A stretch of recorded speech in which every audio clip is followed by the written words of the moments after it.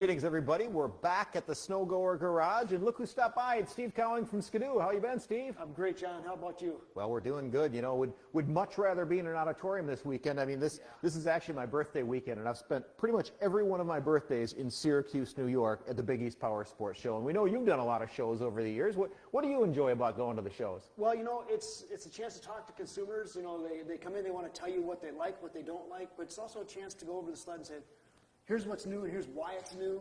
Yeah. You can see them just, they absorb, but then it's a big exchange back and forth.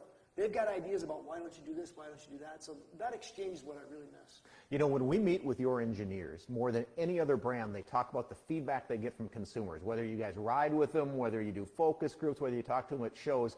That consumer feedback has really driven a lot of things at Skidoo, hasn't it? Absolutely. And every show we go to is market focus, Yeah. without a doubt. They don't realize it, but the exchange we're doing with them is going to lead to what's new and what's next. I've talked to different Skidoo engineers over the years, and they talk about how they have to file a report when they get back, that this is what people were telling me. And sometimes you don't hear that from the other brands. It seems more casual, but you guys take this stuff pretty seriously. Absolutely. It's your best source. I mean, our consumers are telling us what they like and what they don't like, and we're building the snowmobiles for them. So Right. we've got to listen without a doubt.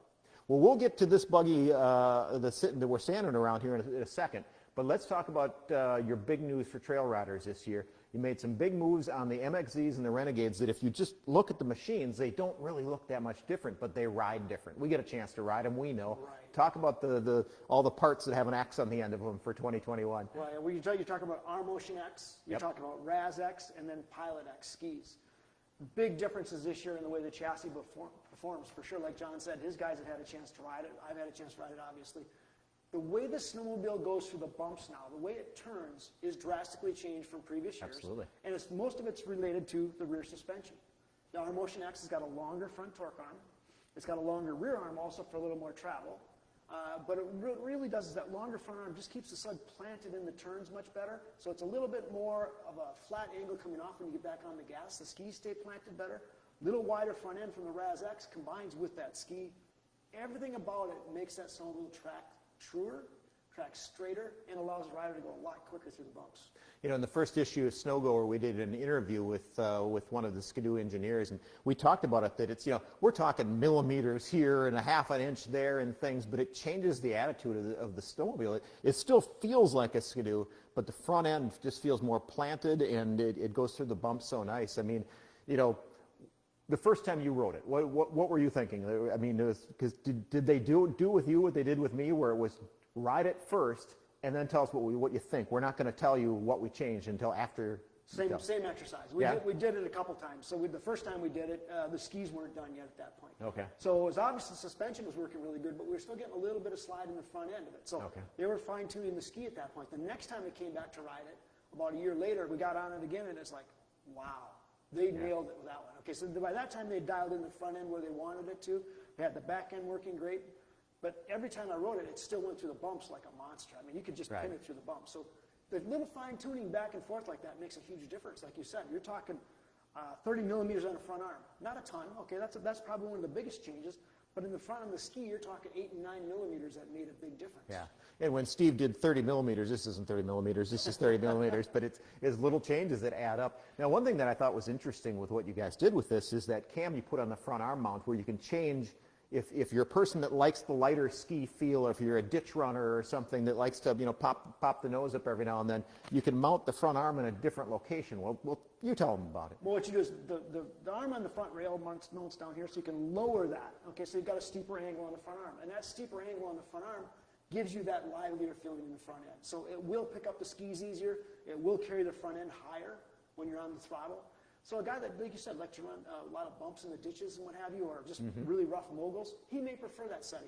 Right. Personally, I liked it better when it was lower, but I know a couple of my friends have ridden it and said, yeah, I kind of like the higher position. So it's kind of a 50-50. In fact, I'd almost say probably 75 low position, 25% high position. So I'm thinking the way the thing comes out of the box, 75% of people are going to leave it there and love it. Yeah, I would say, yeah, at least 75%. Maybe even more than that. Yeah. Absolutely. So now let's talk about this machine. So what we have here is an Mxz Sport with the new 600 EFI engine. So talk about this engine, who it's aimed for, and some of the technology on it. Well, this engine's replacing the 550 fan motor, and the 600 carb motor for us. And the reason for that is, quite honestly, emissions in most cases. In Europe and other parts of the world, we cannot sell a fan-cooled motor anymore. So we needed to come up with a good solution that was going to meet all of our needs in one package if possible, and this one does a great job of that. It's 85 horsepower. It's based on the 600R motor. So the bottom end of it's 600R, the pistons, the cylinders themselves are basically 600R motor components, which we know are very, very durable. Absolutely. Okay, so that's the durability part of it. The simplicity and the ease part of it was no rave valve, okay, electric start on all of them, RER reverse on all of them. Right. So a new user comes up, this is an entry-level snowmobile, okay, let's say it that way. Very price competitive, but they start the snowmobile up by turning the key. There's no pull cord on it. There's no choke on it. So again, it's another easier experience. It doesn't vibrate as much as a fan-cooled machine, and it doesn't smoke and smell as much. So overall, the experience for that guy coming onto this is a newbie into the sport and or adding to his fleet at what I'll call the entry level. So maybe it's for a teenager, maybe it's for a smaller sized person. The experience is really nice now. You've got the latest, greatest technology rather than old fan-cooled stuff. Yeah, and to me, what's, a lot of people seem to be aiming at the so-called tweener market or a newcomer to the sport market with different size chassis and stuff. And to me, what's nice about this is a Skidoo by its nature feels small when you're riding it. It's a smallish feeling snowmobile, so it doesn't feel big and intimidating. But this machine, I mean, it's got a real full suspension on it. It's got all the features you'd expect. Some of the things have been moved down on the dash here, like the hand and thumb warmers and stuff. It's a very simplistic thing, kind of a smaller seat. But it's really, you feel like you're riding a modern snowmobile, because it is. Right, and some of the changes you've noticed there were done strictly for cost, to bring the price down on the machine also, too. Yeah. So one of the aspects of the snowmobile when we were scoping out the products, what it's supposed to meet, was affordability. Right. So how do we get the price down? How do we make it cheap to own the snowmobile? It has to be reliable. It has to be simple. It's not DFI, so DFI is a little more complex. If you follow a spark plug, you can go down to the local auto parts store. They're going to have the spark plug installed. Right. It's that simple, and that was the purpose of it. Because a lot of these engines will get used in very, very remote locations, so that had to be a factor also. For years at the magazine, we've been talking, to the manufacturers about someone's got to serve that entry-level segment.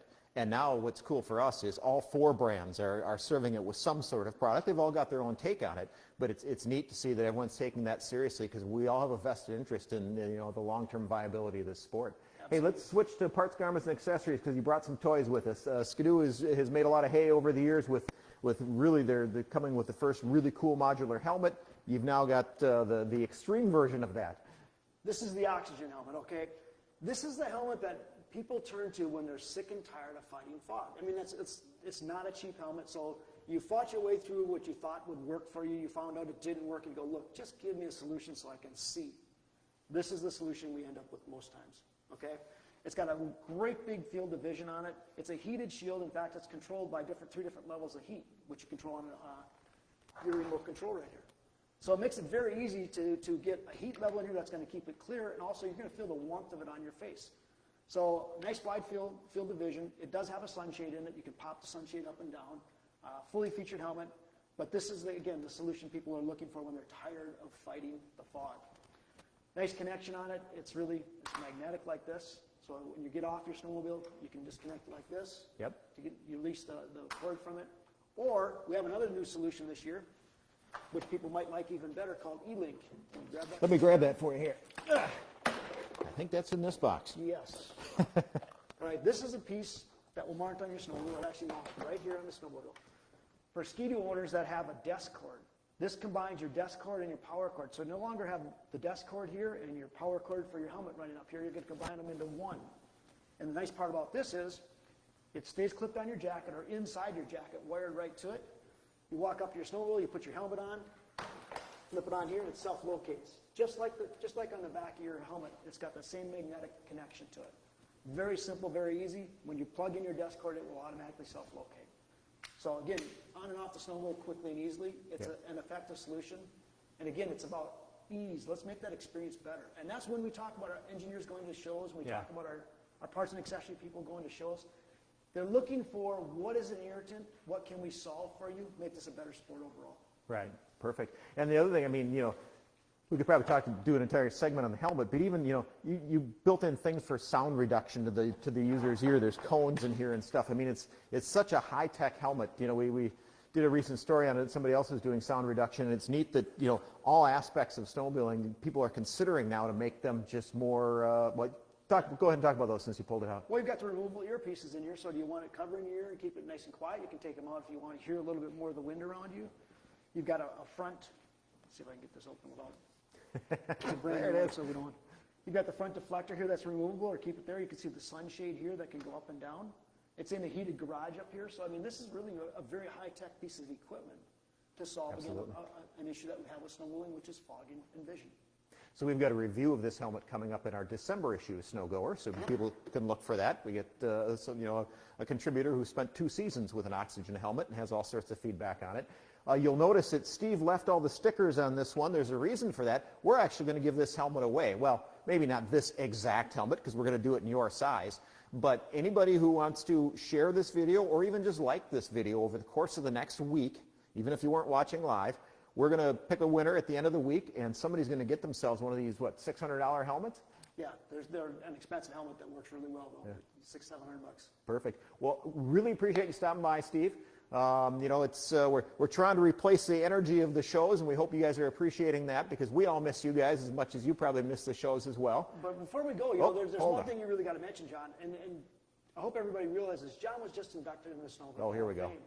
And you got to give him credit for this. He's been in the sport for a long time. He's done a lot of good things for the sport. So kudos to you, John, and congratulations. Well, thank you, Steve. It's a heck of an honor. You know, I'm so used to shining a light on the people who really make our sport, and this particular Hall of Fame is really about the grassroots leaders, the people who build the trails and do things like that. And I always felt my job is just to shine a light on them, so to have a light shine back on me is a little bit awkward, but it's fun at the same time. But by shining that light, you're allowing the sport to grow. You're creating awareness. So again, congratulations, well deserved. Well, thank you, Steve. I was not expecting that. Okay, well, thanks again, everybody. We will be back at 10 a.m. We're going to roll a video, do a little introduction, and we got more guests all day long. So make sure to keep stopping back.